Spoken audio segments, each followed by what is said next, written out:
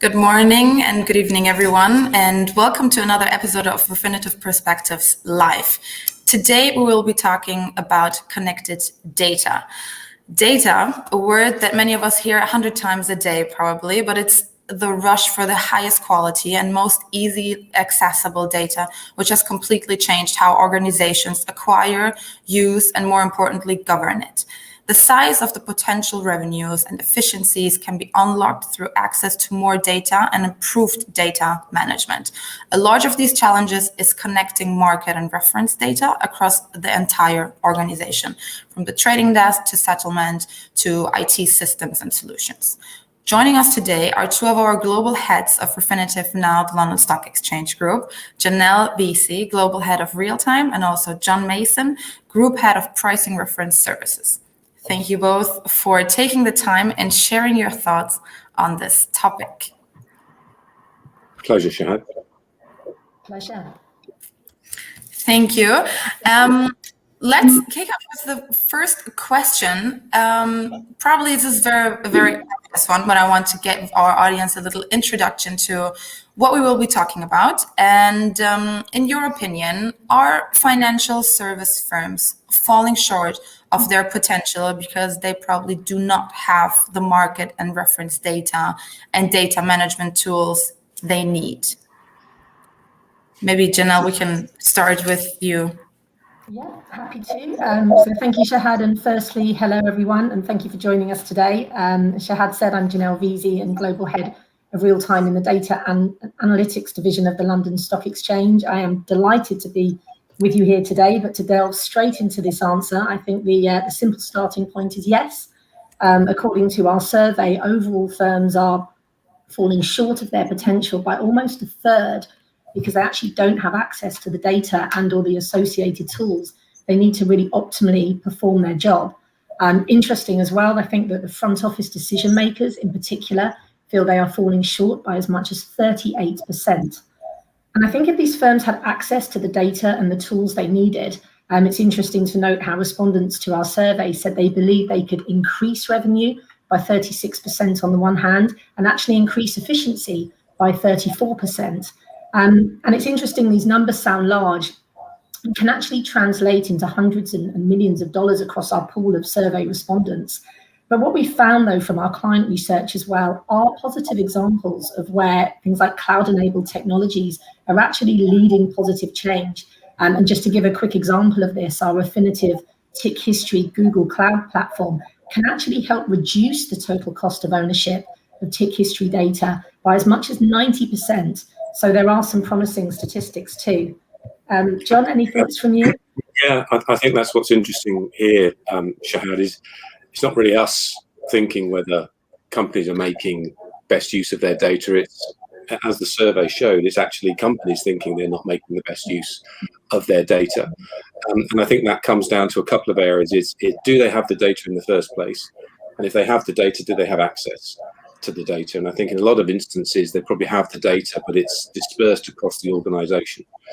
And it's their inability to get at that data in a sort of a conformant way to then make it useful for some of the use cases. And I think that 30%, that sort of greater than 30% statistic around more revenue was really interesting, because financial services firms have traditionally monetized processes, transaction banking or payment services. That's where they make their money, and data has been a bit of an offshoot, or has been a way to facilitate the process.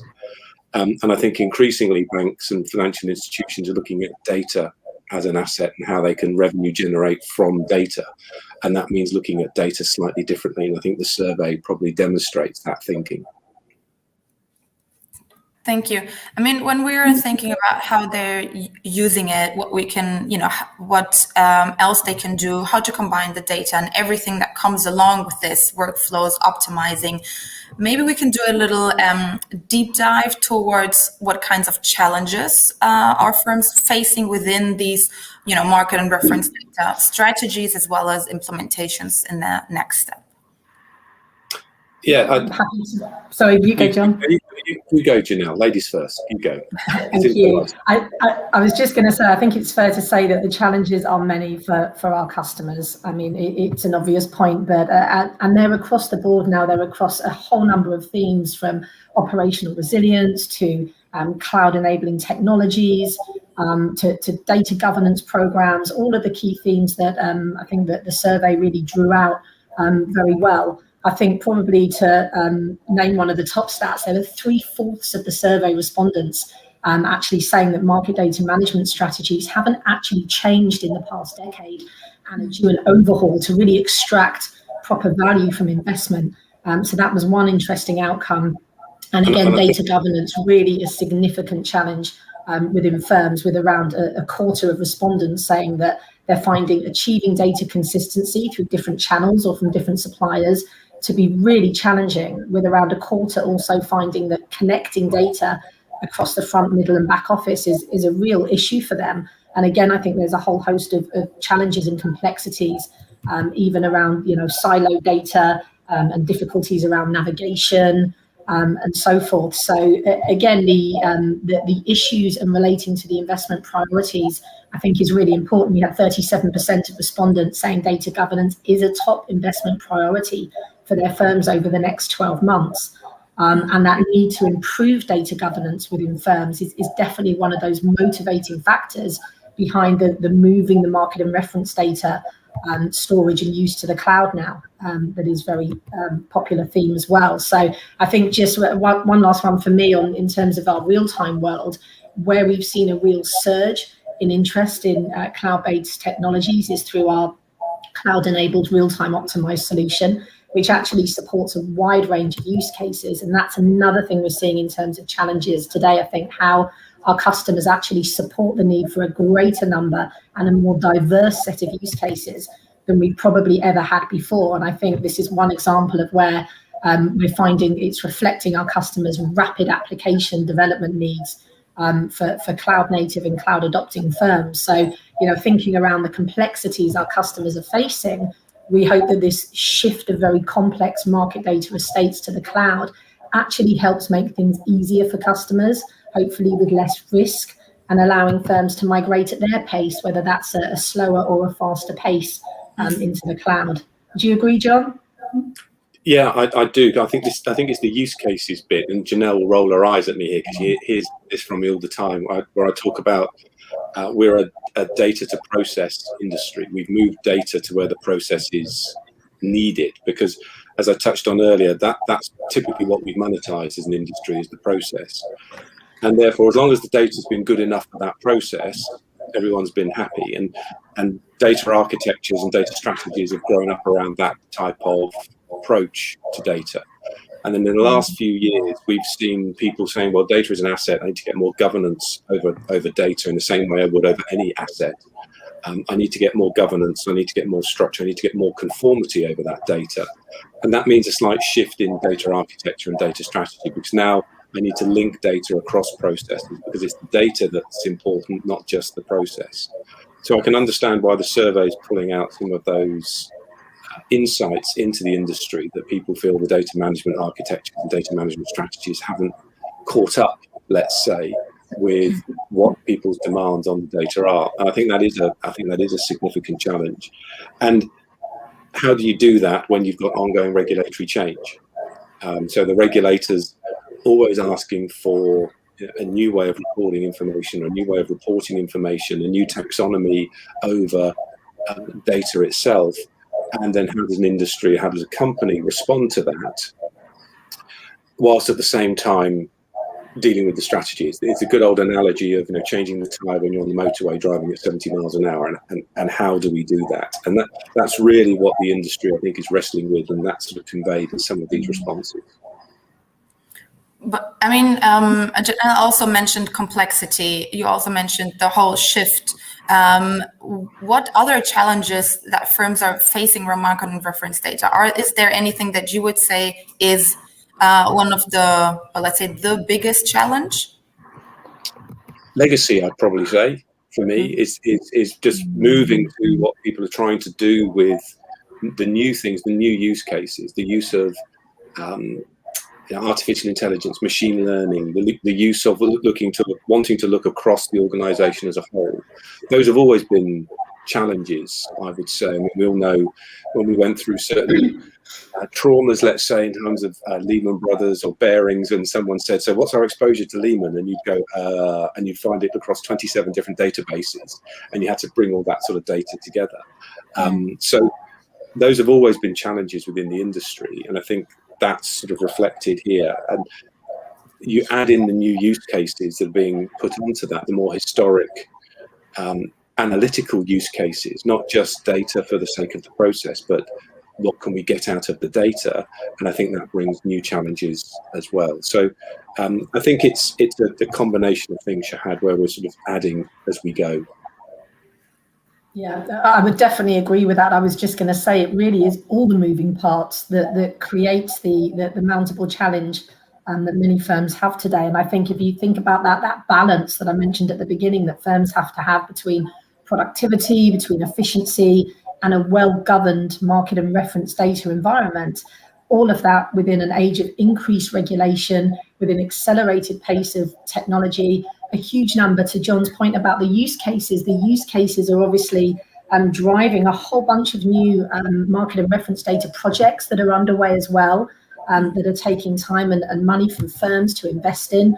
And then on top of all this, you have all the cultural changes as well, in terms of how firms, I think, having seen over the years, the firms that are doing perhaps slightly better in this space are the ones taking on a more data-centric rather than system-centric approach as well, and are really being collaborative in how they come together across different areas of their business. So looking at where the front, middle and back office comes together with operational teams, IT and support teams, where that works well, you see a real positive change and impact in areas such as data governance within firms too. So I think that cultural impact is really important. And then just on a fairly broad level, if you look at a lot of these challenges and perhaps what they can impact or hinder is sometimes innovation.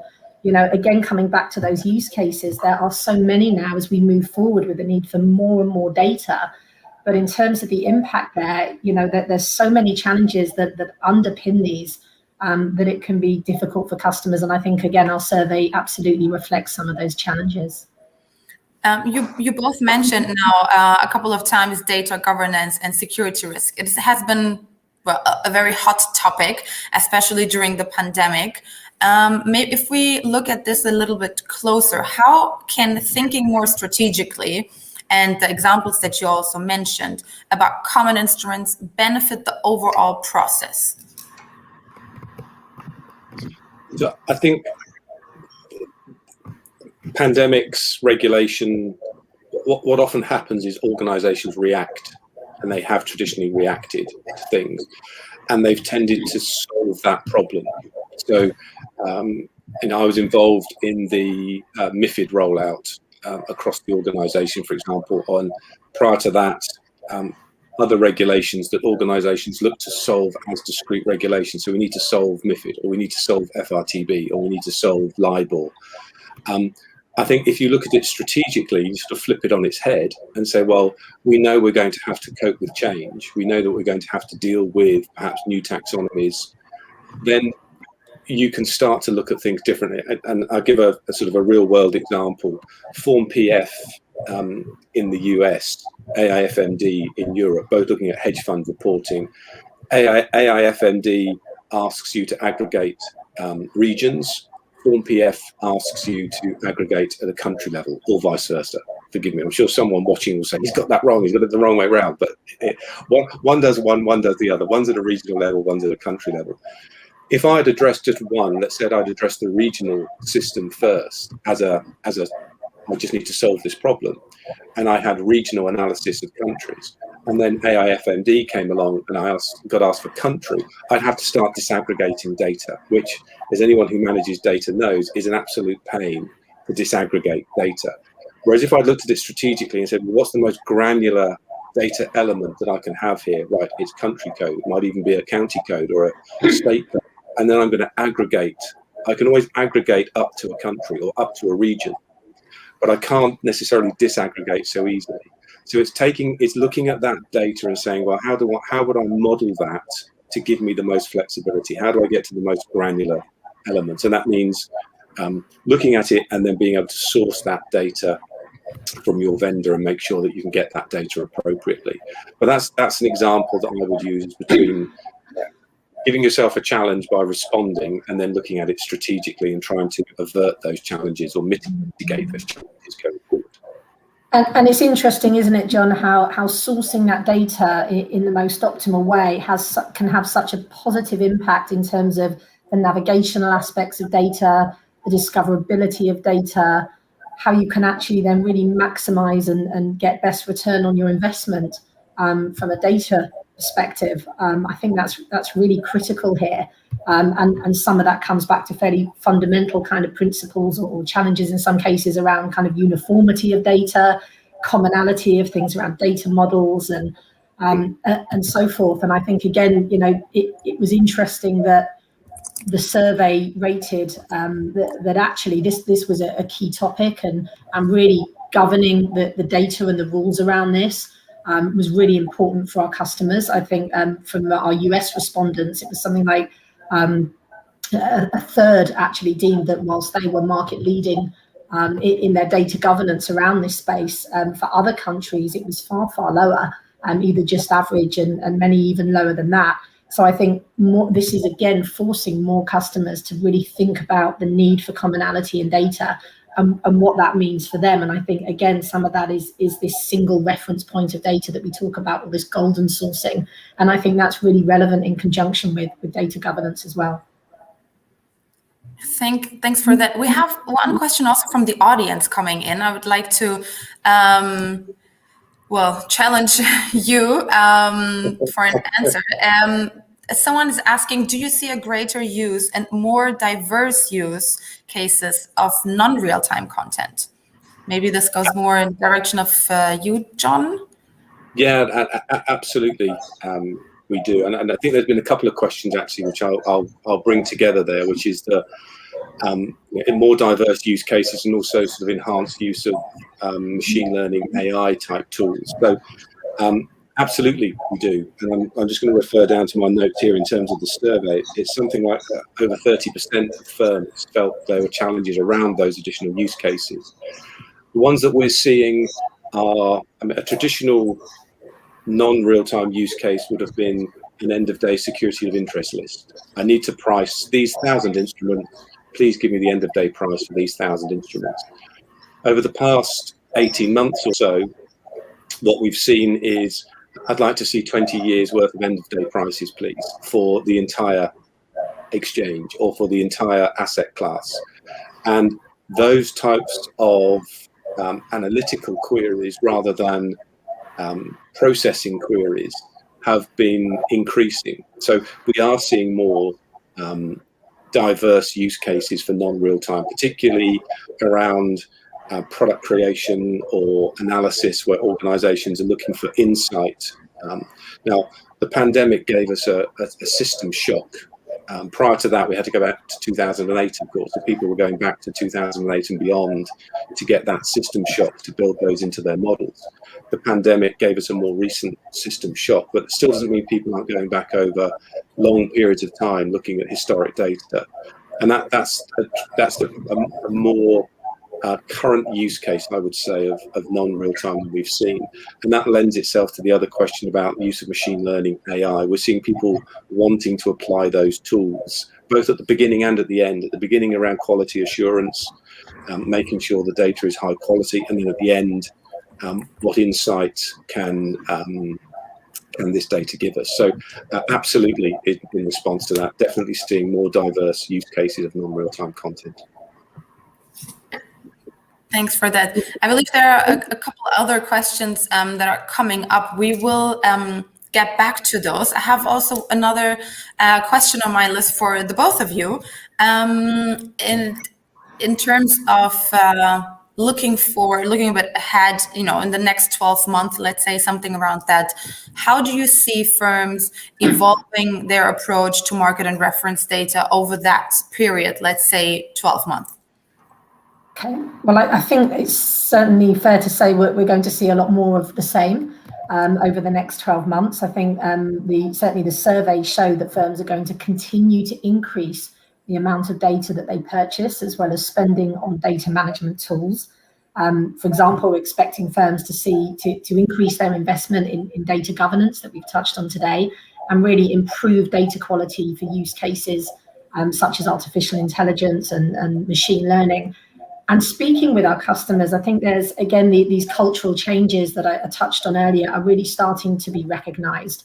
And that implementing these data governance programs, I think, will have really positive side effects. And again, we've touched on the collaboration, but I think there's broader impacts as well across data management approaches within firms. And then there was another area, I think, within the survey where we show considerable activity over the next 12 months in that space of operational resilience that we've also touched on as well. And quite a staggering statistic, I think it was around 84% of respondents are actually working on implementing an operational resilience framework over the next year. So again, a really hot topic for our customers in the coming months. And I think, again, what we will see from a regulatory perspective is their increase in focus on operational resilience as well. And I think we're seeing that coming through definitely in the plans that our customers have. But ultimately, just before handing over to John, I think I'd say the continuation of moving to that more data-centric model is going to really help here. I think firms continuing to focus on that cultural change that's important, and not just implementing data governance programs, but really investing and enhancing what firms have today. Many firms already have programs in place today. It really is the continued investment in that space. And I have to say, I think certainly from a real-time perspective, we will see that pace, that accelerated pace within digitalization absolutely continuing in the next 12 months. We're seeing no signs of that slowing down for our customers. And again, I do hope that what that brings with it is a degree of simplification, flexibility, scalability, and agility for our customers in terms of how they can consume, use, and distribute data within their organizations. So these are exciting times, but I think certainly what we're hearing from the survey is consumer firms are really struggling with many pressures they face today across all these areas. And I think the increased focus will be to balance those out and to really unlock the true value of data and make sure they can really get that strong return on their investment. And I think, as well as firms evolving, it's us evolving as a vendor. I mean, I think it's what do we see the demands from our clients being? And I touched on this data to process to data sort of paradigm shift. That to me is me in the mid-80s recording records, tapes and CDs onto a tape for the car, versus today I sit in the car and I just log into my Spotify account and I call up a playlist. It's moving to that type of, it's no longer moving physical data in physical file formats because of a latency spectrum to an organization. It's that company coming to us and saying, I'd like to see this data on this latency paradigm, please can I just access it? And that's the shift that we'll be making in response to what our clients are asking for. And I think that's where our clients want to go, is more to that process to data type paradigm. So I'm hopeful that's what we will see over the next 12 months or so, certainly what we're driving for. Because I think it enables a lot of what we've spoken about in this session, as well as addressing some of the challenges that organizations have. Once you've got the data inside your firewall, you've got data issues, challenges, lineage, all those things to address.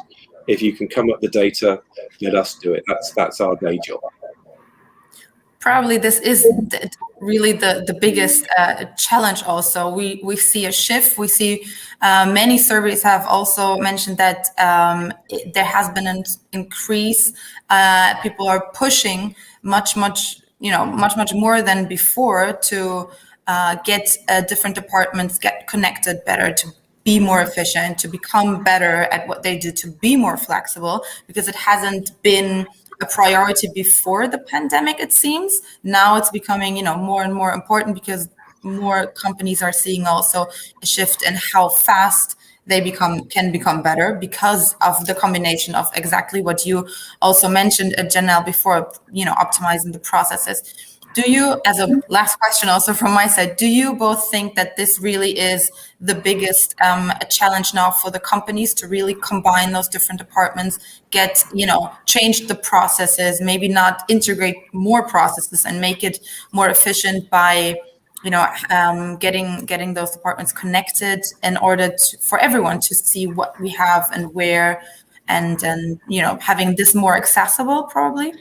I think, Shahad, it's definitely one of the top priorities. And I think, again, like you say, firms have had to work really hard in a virtual environment to connect people, to connect processes, tools, and to keep moving forward as a business. So I think if you look at areas such as mobile data and how data has to now be used in very different ways, on the go, in different environments, at different speed connections, it really has quite revolutionized the way we've had to think about that for our customers. And we understand that many firms going forward are going to be working in these hybrid environments. So as far as we hear, that's not going to go away anytime soon. So I think it's a great opportunity for us to really be open in the way that we deliver and we connect our customers to data.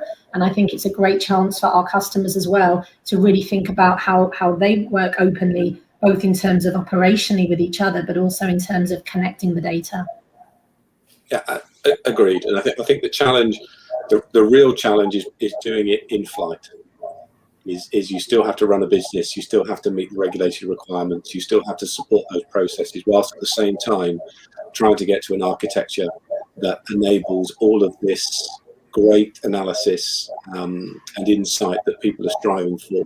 And I think that's the real challenge. And that there, I would say, look to people like us, look to your vendor and say, what can you do for me in terms of what are you doing around your data? And I know that's something Janelle and I spend most of our days talking to our internal teams about how we're going to facilitate that to help our clients. So yeah, that I think is the biggest challenge, is moving, but moving in flight. Thank you so much. I would like to close down this conversation. It has been a really nice ending and a very nice message. So thank you both for your input, and hoping to, have you soon back in the show. Thank you. It's been a pleasure. Thanks. Thank you. Thank you. If you enjoyed today's episode and the conversation, you can download the full report by using the link in the comments or by scanning the QR code that you see right here in the screen. Thanks for attending and hoping to see you soon.